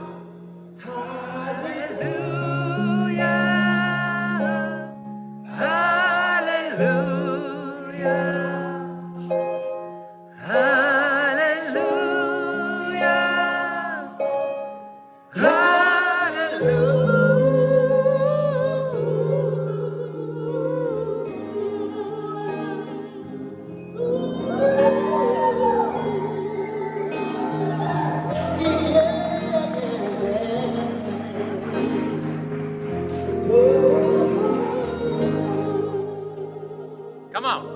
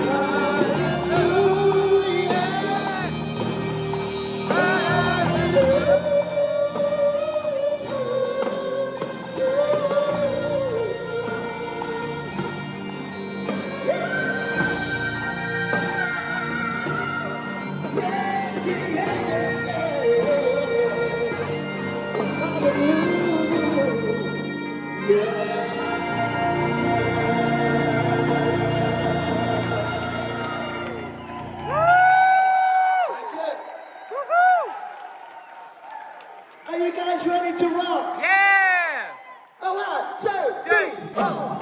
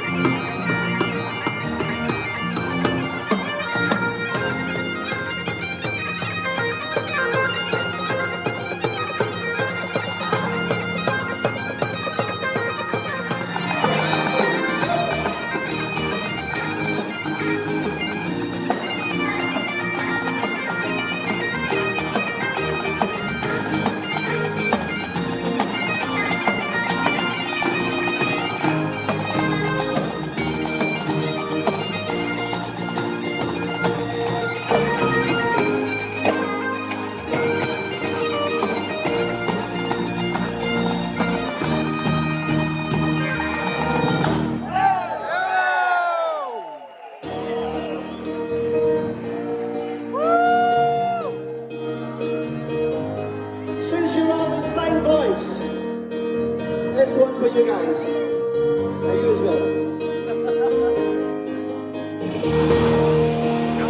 Just a small town girl, living in a lonely world. Oh, she took a midnight train going anywhere. Just a city boy, gonna makes me have to try. She took a midnight train going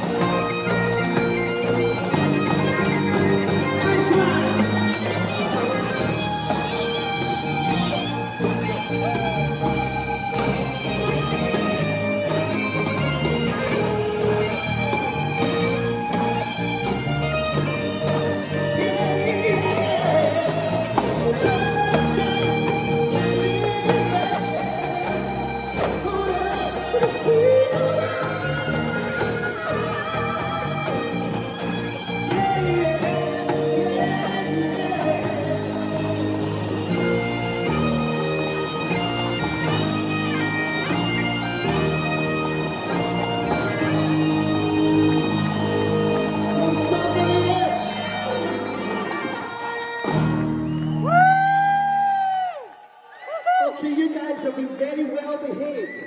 Now's the chance if you want to get up out of your seats for this next one.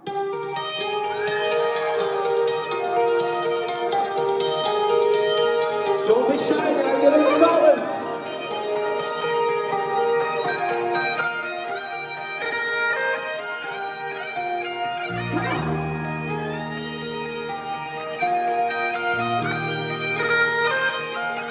Let's see everybody on the dance floor, come on.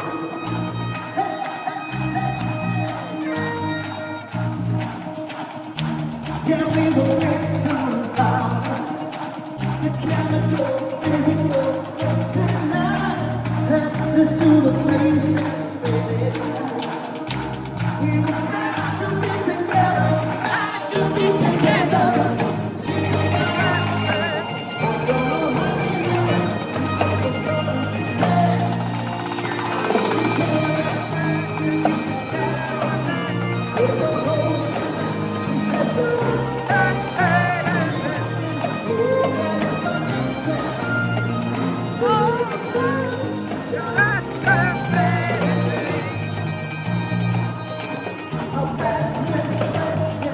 feel lost you. My discontent, Juliet, teenage dream. I felt it in my chest when you looked at me. I knew we were bound to be together. She took my hand, I took her hand. She took the girl and she said, "Don't you feel my eyes up? I said you home." She said,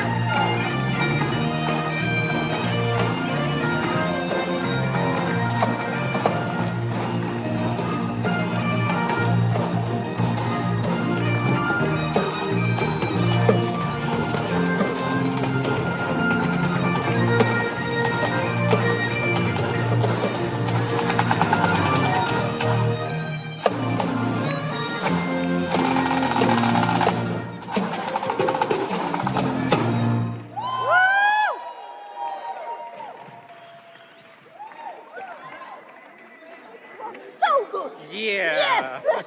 So. Yes.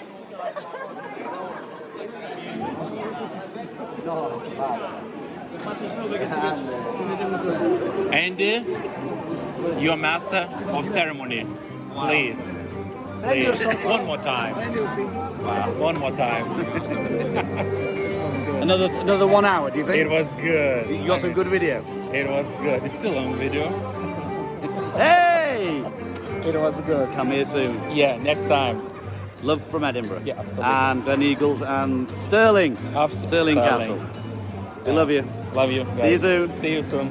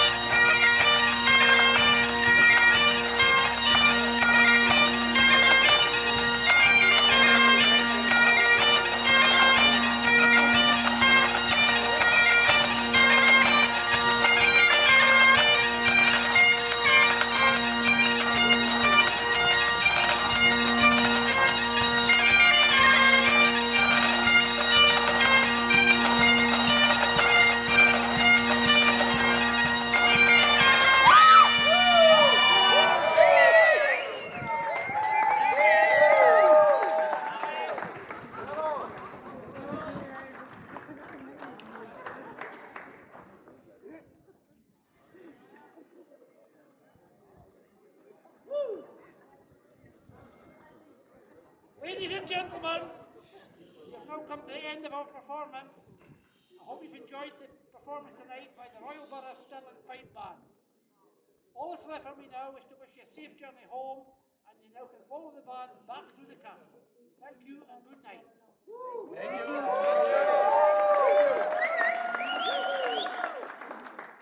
Band, reform ranks, pipes and drums, fly the right, quick, march!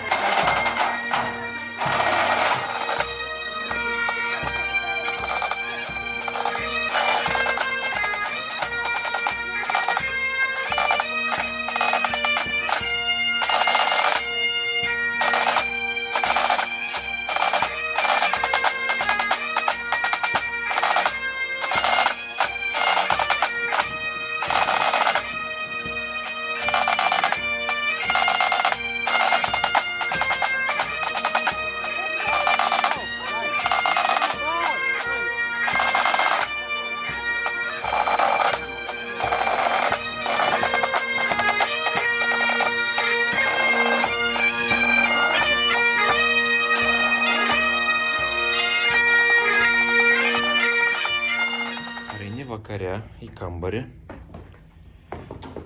ir randi užtrauktas užuolaidas. Kažkas ateina, užtraukia užuolaidas, nes paruošia nakčiai. Ką dar atneša? Atneša vandens vakarieniai. Ne? Paruošia, sako, distancinis, žiūrėkit, padėtas distancinis, kad televizorių pajunginėti vakare. Paruošia breakfast, pusryčius. Nu, galima priprasti. Tiesiog galima priprasti.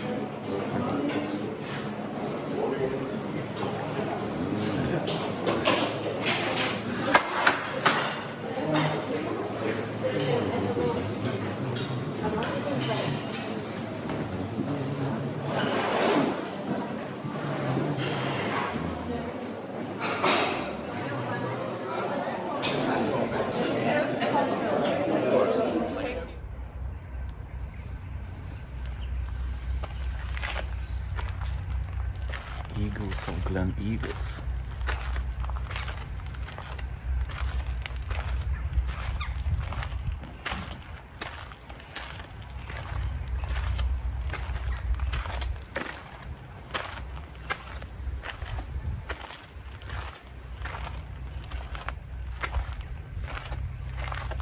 Huh?